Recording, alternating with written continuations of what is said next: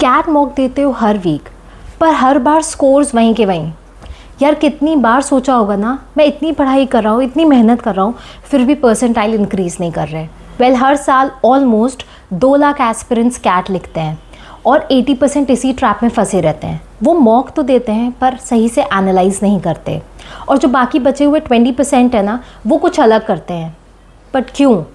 क्योंकि वो मॉक को टेस्ट की तरह नहीं, मिरर की तरह लेते हैं। मैं गारंटी देती हूँ, अगर तुम ये वीडियो एंड तक देखोगे ना, तो तुम्हें पता चलेगा कि वो मॉक से मार्क्स नहीं, पैटर्न निकालते हैं। एंड डेफिनेटली इससे स्कोर्स बढ़ते हैं बिना एक्स्ट्रा पढ़ाई किए। So let's dive into the 3-step process. Step 1 is what I call the reality check. जब भी आप लोग मॉक लिखते हो, सबसे पहले एक ही क्वेश्चन आता है, सबसे कॉमन क्वेश्चन सारे स्टूडेंट्स का, स्कोर कितने आए, परसेंटाइल कितनी बनी। वो जो 20% है ना एस्पिरेंट्स, वो पूछते हैं क्या पैटर्न था मेरी गलतियों का। अब एक example soon low.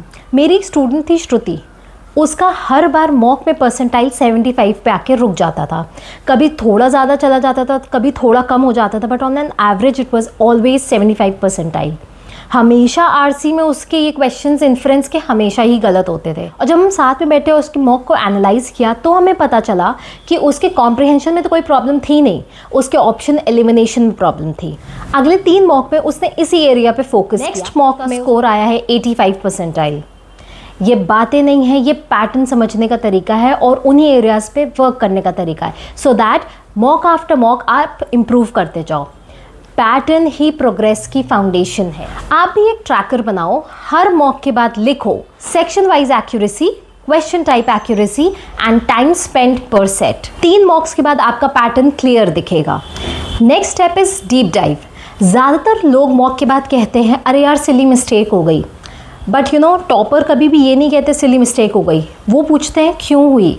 For example RC में इन्फ्रेंस मान लो गलत हो गया, was it a passage misread और ऑप्शन ट्रैप और टाइम प्रेशर, DILR छोड़ दिया, गलत सेट पिक कर लिया या टाइम मैनेज नहीं कर पाए।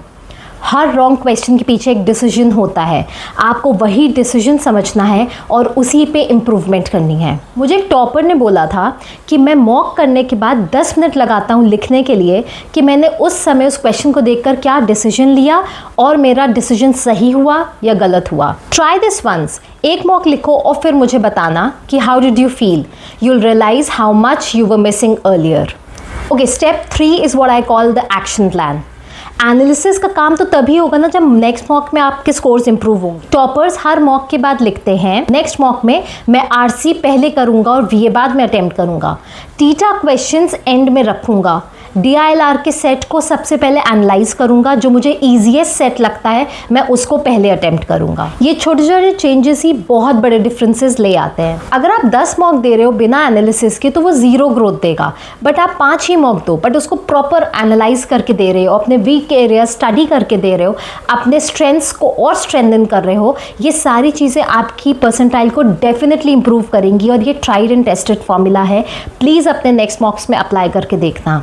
और मेरी बात हमेशा याद रखना, मॉक्स हमें पनिश नहीं करते हैं, वो हमें प्रिपेयर करते हैं। तुम्हारा हर मॉक उस रेड ब्रिक IIM कैंपस के तुम्हें थोड़ा थोड़ा करीब लेके जा रहा है, वही गेट जहाँ से तुम्हारी रियल जर्नी शुरू होगी, कॉन्फिडेंस की, करियर की and a new version of you. So next time जब मॉक ख़त्म होना तो स्कोर्स नहीं, डायरेक्शन देखना कि हर मॉक तुम्हें थोड़ा थोड़ा क्लोज ले जा रहा है टुवर्ड्स दैट सीट। इसका सपना तुमने पहली बार कैट का फॉर्म भरते वक्त देखा था, और जिस दिन तुम उस इंटरव्यू रूम के सामने खड़े होगे, याद रखना यही वो मॉक्स हैं जो तुम्हें उस डोर तक लेके गए हैं। तो अगर इस वीडियो ने तुम्हें एक नया पर्सपेक्टिव दिया हो और कुछ तुमने से सीखा हो, then do like the video and share it with your friends जो कैट जर्नी में परेशान हो रहे हैं। कमेंट करना on my way to IIM, ताकि मुझको पता चले कितने वॉरियर्स हैं जो अभी भी फाइट कर। This is Shreya, helping you study smart and chase your dream B school. See you soon.